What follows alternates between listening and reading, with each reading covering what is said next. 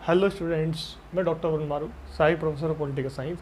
आज आपके सामने वो टॉपिक लेके आ रहा हूँ जिस टॉपिक के आधार पर विद्यार्थियों ने मुझसे मांग करी थी कि सर हमें वो टॉपिक बताइए जिससे हम कॉलेज लेक्चरर या यूनिवर्सिटी प्रोफेसर कैसे बन सकें।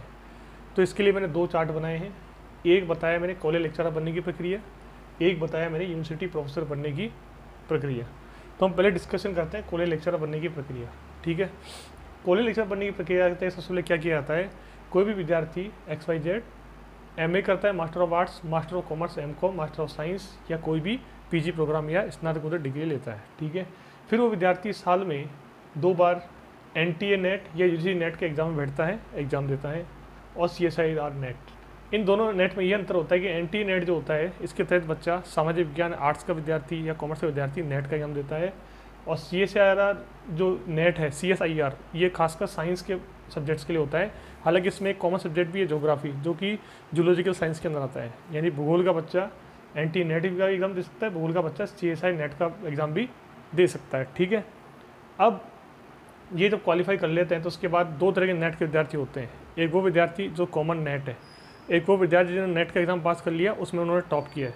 तो जिन बच्चों ने टॉप किया है उन बच्चों को छात्रवृत्ति मिलती है, जूनियर रिसर्च फेलोशिप, लेकिन तब मिलती है जब वो PhD में रजिस्ट्रेशन कराते हैं और PhD करते हैं। यानी कुल मिला के 30-31 हज़ार उनको महीने के मिलते हैं, और वो उनको मिलते हैं PhD करने के दौरान, तब मिलते हैं जब वो PhD में एडमिशन ले तब। अब क्या होता है कि सरकारी जो असिस्टेंट प्रोफेसर होता है या सरकारी कॉलेज लेक्चर होता है, उसके लिए हर राज्य का राज्य लोक सेवा आयोग होता है, PSC, जैसे RPSC, UPPSC, MPPSC आदि। वो एक वैकेंसी निकालता है असिस्टेंट प्रोफेसर की, उसका एक एग्ज़ाम होता है, एग्ज़ाम के बाद उससे का साक्षात्कार होता है, इंटरव्यू होता है, और असिस्टेंट प्रोफेसर के पद पर चयन हो जाता है। ठीक है, ये तो हुआ सरकारी लोक सेवा आयोग के लिए चयन की बात। अब बात करते हैं प्राइवेट कॉलेज में जो चयन हो उसके लिए। तो प्राइवेट कॉलेज चयन के लिए NTA का एग्ज़ाम, नेट का एग्ज़ाम पास कर लो, सर्टिफिकेट दे दो, उसके सर्टिफिकेट के आधार पर इंटरव्यू होता है, चयन होता है। किसी किसी प्राइवेट कॉलेज में नेट के सर्टिफिकेट के बाद में एग्ज़ाम भी होता है, इंटरव्यू होता है, चयन भी होता है, लेकिन अधिकतर प्राइवेट कॉलेज में इंटरव्यू होता है फिर चयन हो जाता है। ठीक है, और नेट करने के बाद में ये नहीं कि JRF वालों को फ़ायदा है, नेट करने वालों को ये फ़ायदा है JRF के अलावा कि वो सर्टिफिकेट के आधार पर असिस्टेंट प्रोफेसर बन सकते हैं। बस ये छात्रवृत्ति नहीं मिलेगी, उनको JRF नहीं मिलेगी। ठीक है, दूसरी बात करते हैं यूनिवर्सिटी प्रोफेसर बनने की प्रक्रिया। यूनिवर्सिटी प्रोफेसर बनने की प्रक्रिया वो क्या है, वो ये है कि वही चीज़ है, विद्यार्थी पहले MA, MSc, MCOM करेगा, फिर NTA नेट देगा, CSIR नेट देगा। मतलब यूनिवर्सिटी, सरकारी यूनिवर्सिटी में भी या प्राइवेट यूनिवर्सिटी में भी प्रोफेसर बनने की यही योग्यता है, UGC नेट, NTA नेट। ठीक है ना, लेकिन इसका तरीका अलग है चयन का। कैसे है कि असिस्टेंट प्रोफेसर के लिए अलग अलग यूनिवर्सिटी अपने, जैसे central university Punjab, central university Delhi, JNU सब अपनी वैकेंसी निकालते हैं, लेकिन वहाँ होता है सिलेक्शन के लिए API स्कोर। API स्कोर मतलब होता है कि एक साक्षात्कार के माध्यम से सिलेक्शन होता है, वहाँ पर एग्जाम कम होता है, इंटरव्यू होता है अधिकतर। ठीक है, असिस्टेंट प्रोफेसर की वैकेंसी निकलती है। API का स्कोर का मतलब होता है कि शैक्षणिक योग्यता, शोध कार्य का अनुभव, सेमिनार, पेपर पब्लिश करे हों कितने, और PhD, इन सब के अंक प्लस इंटरव्यू के अंक बराबर होता है फिर चयन।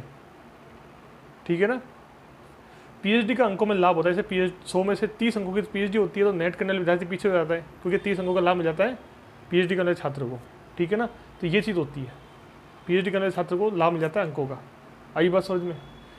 तो यूनिवर्सिटी में 3 प्रकार के पद निकलते हैं, असिस्टेंट प्रोफेसर, उसके बाद जब 10-15 साल का अनुभव हो जाता है, अच्छा रिसर्च कार्य कर लेते हैं कैंडिडेट, तो फिर एक पद और निकलता है, उसको बोलते हैं एसोसिएट प्रोफेसर, और एक और निकलती है वैकेंसी प्रोफेसर की, जिसमें 10-15-20 साल बाद अनुभव हो जाता है और अच्छा रिसर्च का काम होता है, उनको बोलते हैं प्रोफेसर। यानी यूनिवर्सिटी में 3 तरह की वैकेंसी निकलती है, असिस्टेंट प्रोफेसर, एसोसिएट प्रोफेसर और प्रोफेसर की। ठीक है, तो दोनों में लगभग सेम चीज़ है, लेकिन अंतर यही है कि यहाँ नेट यहाँ भी काम आता है, नेट यहाँ भी काम आता है, NTA नेट यहाँ भी काम है, यहाँ भी काम आया, परंतु यूनिवर्सिटी में एग्ज़ाम कम होता है, इंटरव्यू होता है सीधा। वहाँ API स्कोर होता है, वहाँ पर आपका अनुभव काम आता है, वहाँ पर आपका पब्लिशिंग काम आता है, वहाँ पर आपका पेपर पब्लिश काम आता है, वहाँ पर आपकी योग्यता काम आती है, वहाँ पर आपके सेमिनार काम आते हैं, वहाँ पर आपका पेपर पब्लिश काम आता है। ठीक है ना, वहाँ पर आपका शोध कार्य काम आता है। आई बात समझ में। तो वो वहाँ पर आपकी शैक्षणिक योग्यता 12th BA MA के परसेंटेज जुड़ के आता है। आई बात समझ में। तो ये चीज़ है, और PhD का अंकों में लाभ होता है, PhD का अंकों में लाभ होता है।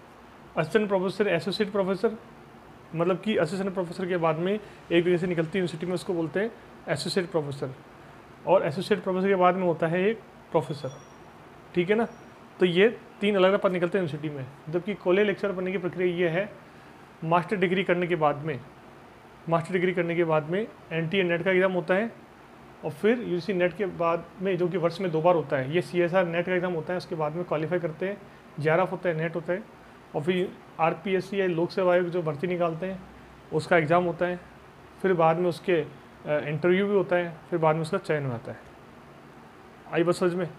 तो ये कॉलेज लेक्चरर बनने की प्रक्रिया है, government college. Private college lecturer बनने की प्रक्रिया ये है कि यहाँ पर NTA एग्ज़ाम होता है, इंटरव्यू होता है, चयन होता है।